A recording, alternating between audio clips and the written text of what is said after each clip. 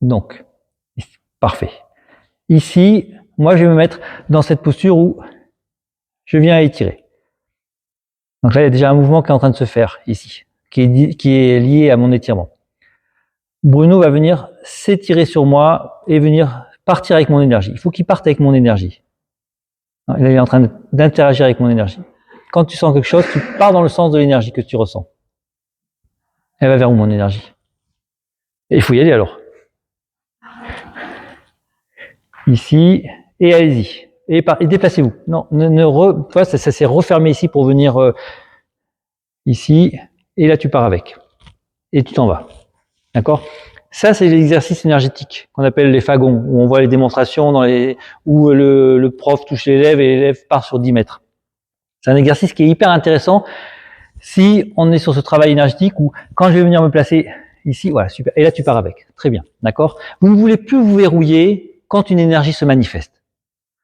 On va appeler ce que disait Challenging la première vague de résistance énergétique. C'est-à-dire, on sent quelque chose, on veut pas partir, donc on verrouille.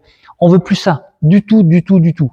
Donc, quand je suis ici et que je vais vraiment manifester quelque chose, Bruno part avec ça. Il accepte de partir avec ça. Sans aller dans un déséquilibre. Sans partir, peu importe. Parce qu'après, ce qui va nous intéresser, c'est exactement le prolongement de quand on fait ça ici, voilà, qui se met dans cette posture, c'est moi qui vais venir pousser. Dès que je vais venir ici et que je sens ça, eh bien, j'accepte de partir avec cette énergie. J'accepte de partir avec cette manifestation, aussi subtile soit-elle. Si je ne la remarque pas, je vais me mettre en tension. Si je ne la remarque pas, je vais me fermer, je vais me verrouiller.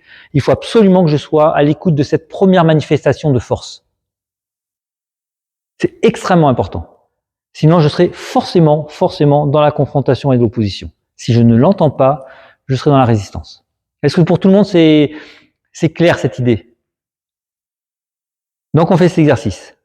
Il y en a un qui se met en place, je vais me mettre en place. Ici, voilà. Et là, je me suis mis en place, mais il s'est mis aussi en place en venant vers moi.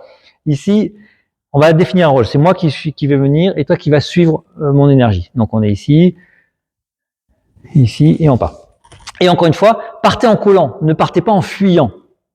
Partez en collant. Il ne faut pas, si c'est Bruno qui se met en place et que je vais venir suivre ici, il ne faut pas que je fasse ça et ça. Il faut que je fasse ça et que je parte et que je parte et que je parte et que je continue à adhérer à son espace.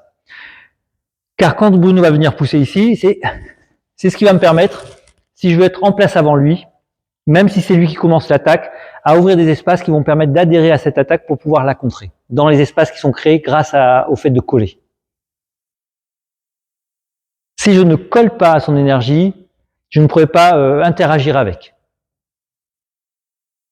Donc, dans cet exercice-là, quand Bruno se met en place ici, et qu'il met en place une structure très forte, et que je vais chevaucher son énergie, il faut que je parte, vous voyez, en continuant, connectant à ça.